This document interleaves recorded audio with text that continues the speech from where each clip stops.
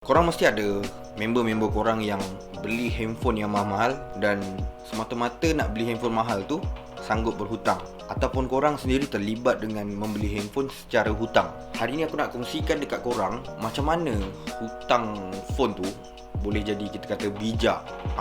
Dia sebenarnya bila cakap kita nak berhutang, hutang beli apa? Beli handphone. Orang mesti cakap kau ni bodoh ke apa beli handphone hutang. Korang akan jumpa ayat-ayat macam tu. Tipikal bangsa kita, korang akan jumpa macam tu. Tapi benda ni bergantung kepada pendapatan juga, pendapatan korang, kemampuan korang. Jadi aku akan kongsikan benda penting yang korang kena faham kalau hutang phone tu jadi satu benda yang bijak. Check it out.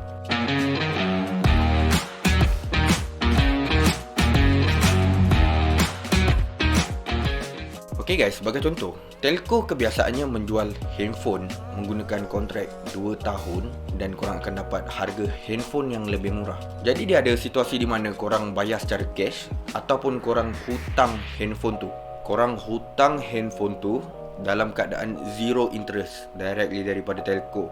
Maxis banyak buat macam ni, seperti Zerolution. Kenapa ianya satu hutang yang bijak? Okey, aku tunjukkan di mana situasi. Untuk hutang handphone sekian tu, korang perlu melepasi syarat. Sebagai contoh, syarat di mana korang pakai postpaid ataupun korang pakai bil dan korang mempunyai payment yang cantik, bayaran setiap bulan yang on time, tak pernah sangkut. Selain tu, bayaran yang cantik tu mungkin perlu sustain sehingga 6 hingga ke 12 bulan. Dia tak tentu, kadang-kadang telco tiba-tiba nak buat 6 bulan bayar cantik dah boleh hutang handphone. Ada telco sebelum ni Maxis dia kira sampai 11 bulan bayar bil cantik, dah boleh hutang phone. Okey, sekarang ni korang mempunyai cash sebanyak lebih kurang 5,000 dan target korang dengan 5,000 tu korang nak beli, sebagai contoh, iPhone. Kita ambil benda yang mahal sikit lah. Bila korang gunakan RM5,000 tu untuk beli iPhone dan pada masa yang sama korang merupakan pelanggan postpaid, agak tidak bijak kalau korang beli secara cash. Tapi terpulang, mungkin duit korang banyak gila kan, tak ada masalah. Kemudian situasi yang seterusnya, dia tambah sikit dia punya bijak tu. Bila korang dah sustain pakai bil, memang maintain punya, memang korang tak ada nak tukar-tukar, korang beli handphone cash dekat telco dan dikenakan kontrak untuk postpaid yang korang pakai tu selama 2 tahun. Itu bertambahlah bijak sikit. Tapi jaga-jaga dengan kontrak. Kalau kita jenis sustain bil, kontrak 2 tahun tu adalah satu benda yang tak susah, benda yang mudah sangat. Jadi ni kita panggil bijak sikit, sebab dekat situ daripada korang beli direct handphone tu dekat center, korang boleh beli dekat telco dengan harga yang lebih murah. Mungkin ada diskaun 500, mungkin ada diskaun 1,000. Jadi korang bermodalkan bawah harga asal. Sebagai contoh, diskaunnya 500 lah.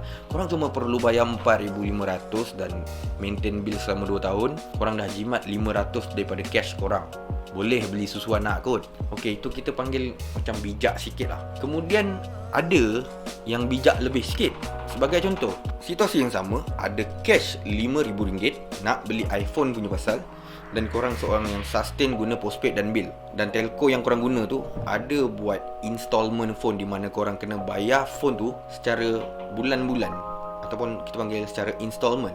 Letaklah mungkin sebulan 200-300 lebih kurang macam tu, dan korang daftar handphone tu, daftar plan tu, dan korang start bayar bulan-bulan selama 2 tahun dan korang maintain bil yang korang pakai tu.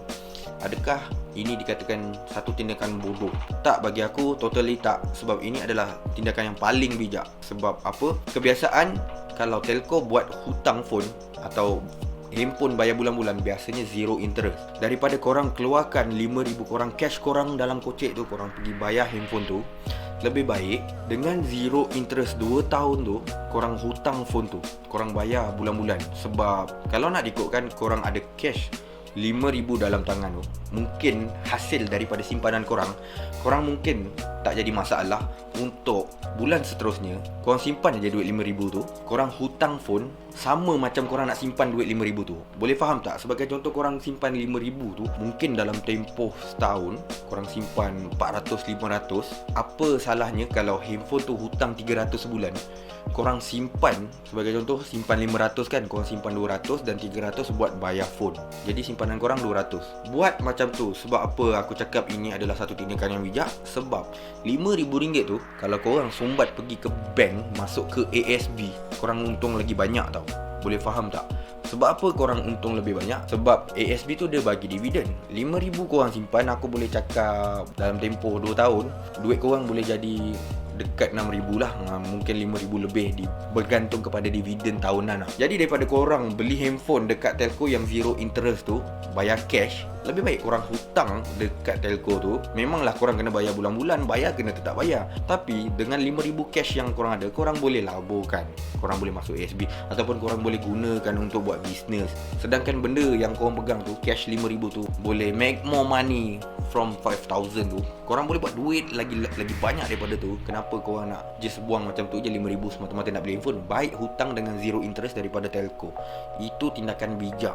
Yang penting macam aku cakap tadi, korang memang jenis sustainable dan tak ada masalah dengan kontrak. Orang yang jenis sustainable ni, kalau dengan kontrak setahun 2 tahun, dia takkan goyang. Dia macam, aku tak pandang sangat kontrak ni. Aku pun pakai line ni memang dah berapa lama. Aku malas nak fikir-fikir telco. Aku malas nak tukar-tukar line. Orang-orang yang jenis sustain macam ni memang bagus, memang bijak kalau dapat beli handphone secara hutang.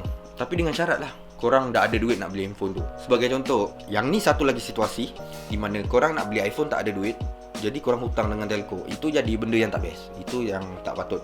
Tapi kalau korang nak beli iPhone dan memang korang dah ada cash, dah boleh beli iPhone tu secara cash, tak salah. Dan satu tindakan yang bijak korang apabila korang nak hutang phone yang zero interest daripada telco. Jadi korang dapat faham tak? Aku tak tahu nak terangkan macam mana lagi nak bagi korang faham.